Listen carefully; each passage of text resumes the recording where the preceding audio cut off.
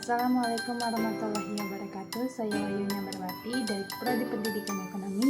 Di sini saya akan menjelaskan tentang menerapkan perhitungan PPh pasal 21. Pajak penghasilan pasal 21 atau yang disingkat PPh 21 merupakan jenis pajak yang dikenakan terhadap penghasilan berupa gaji, upah, honorarium, tunjangan, dan pembayaran lain yang diterima oleh pegawai, bukan pegawai, mantan pegawai, penerima pesangon, dan lain sebagainya.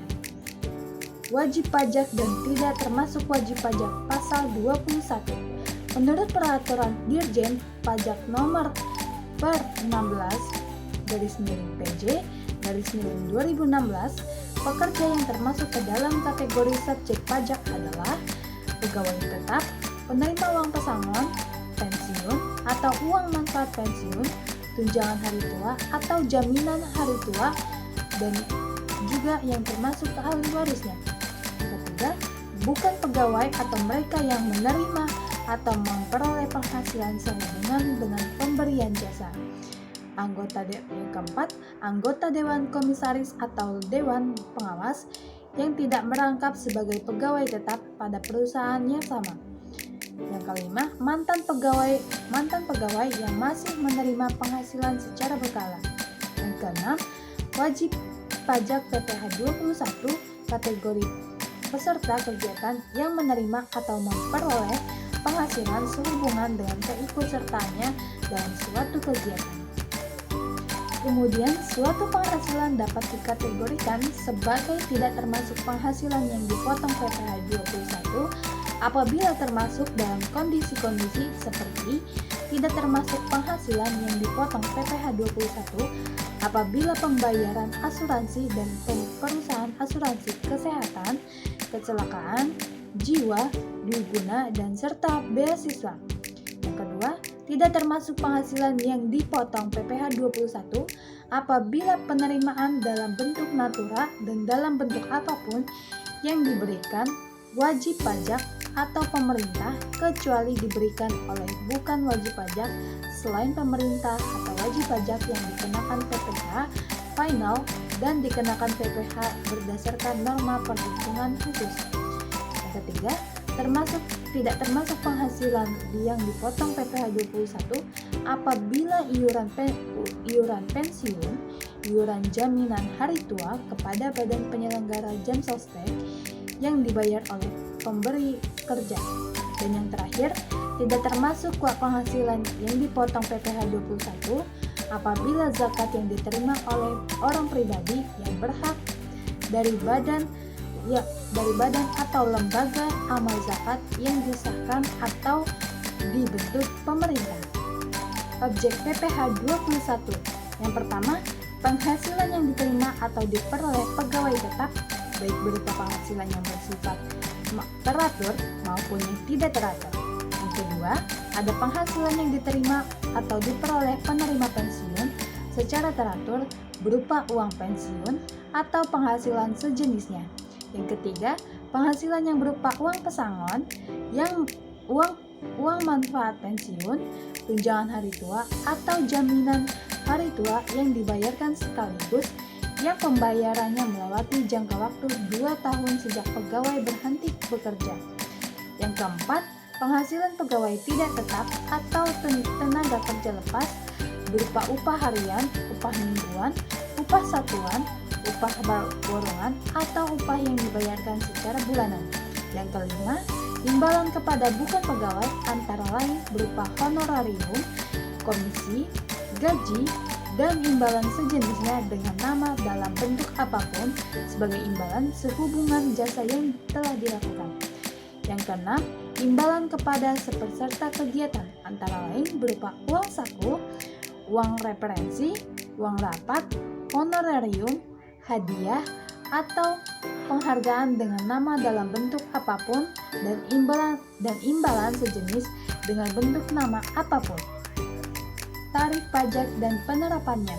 Di Indonesia memiliki beberapa jenis tarif pajak yang berlaku. Hal ini agar dapat membantu subjek pajak dan wajib pajak agar membayar kewajibannya, yaitu sebagai berikut. Yang Yang pertama, tarif pajak degresif atau biasa disebut dengan degressive tax rates. Pada tarif yang degresif ini memiliki tax rate yang rendah. Oleh karena itu, semakin besar dasar pengenaan pajak, maka tarifnya justru semakin rendah sesuai dengan tarif pajak yang berlaku. Yang kedua, ada tarif pajak progresif atau progressive tax rates. Tarif pajak progresif ini memiliki tingkatan tax rate yang besar. Hal ini justru terbalik dengan tarif pajak degresif. Pada tarif pajak ini juga akan dikenakan atas jumlah pendapatan. Yang ketiga, ada tarif pajak tetap atau fixed tax rate. Untuk pengenaan dasar tarif pajak yang tetap, berapapun nominal pajak yang akan dikenakan sesuai dengan tarif pajak yang sama atau tetap.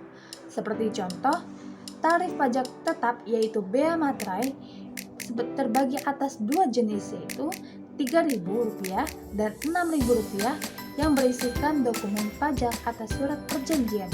Dan yang keempat, tarif pajak proporsional atau proportional flat tax rate. Tarif pajak ini menggunakan presentasi terhadap presentasi tetap pada pengenaan pajak, sehingga walaupun nilai objek pajak naik, maka tidak akan mempengaruhi nilai presentasi yang akan dibayarkan. Penghasilan yang tidak mempunyai NPWP. NPWP atau nomor pokok wajib pajak berpengaruh dalam melakukan perhitungan tarif pajak penghasilan atau PPh 21 karyawan, di mana karyawan yang tidak memiliki NPWP tetap akan dikenakan beban kewajiban pajak penghasilan selama menerima gaji atau pendapatan berdasarkan dengan peraturan perundang-undangan. Wajib pajak orang pribadi dengan NPWP dan tanpa NPWP akan dikenakan PPh 21 yang berbeda. Ini adalah ketentuan tarif pemotongan PPh 21 karyawan sebagai penerima penghasilan yang tidak memiliki NPWP, yaitu menerima penghasilan yang dikenakan pemotongan PPh 21 dikenakan tarif yang lebih tinggi atau yaitu 20% daripada tarif yang telah ditetapkan bagi yang memiliki NPWP. Cara menghitung PPh pasal 21. Berikut 3 metode perhitungan pajak penghasilan dari gaji yang akan diterima karyawan. Yang pertama ada metode net, di mana perhitungan dengan PPh dengan metode net atau neto adalah pemotongan pajak yang dilakukan perusahaan, di mana perusahaanlah yang menanggung pajak karyawan tersebut. Artinya, gaji yang diterima karyawan sudah bersih atau tidak termasuk yang akan dipotong pajak penghasilan. Singkatnya, menghitung PPh 21 dengan metode net adalah pemotongan di mana perusahaan yang akan menanggung pajak karyawannya. Selanjutnya ada metode gross. Kebalikan dari perhitungan PPh dengan metode gross atau bruto adalah cara menghitung pajak penghasilan yang secara keseluruhan dibebankan pada gaji yang seharusnya diterima karyawan. Jadi, gaji yang akan diterima karyawan setiap bulannya tersebut belum termasuk pemotongan pajak penghasilan. Singkatnya, menghitung PPh 21 dengan menggunakan metode gross adalah pemotongan pajak penghasilan di mana karyawan yang menanggung pajaknya. Yang terakhir ada metode gross up. Cara menghitung pajak penghasilan dengan metode gross up ini artinya memberikan tunjangan kepada karyawan sejumlah pemotongan pajak yang telah ditentukan. Sehingga perhitungan PPh 21 metode gross up ini terbilang lebih rumit dibandingkan metode net ataupun gross karena metode perhitungannya didasarkan pada jumlah tunjangan yang sama besar dengan jumlah pajak yang dipotong dari karyawan.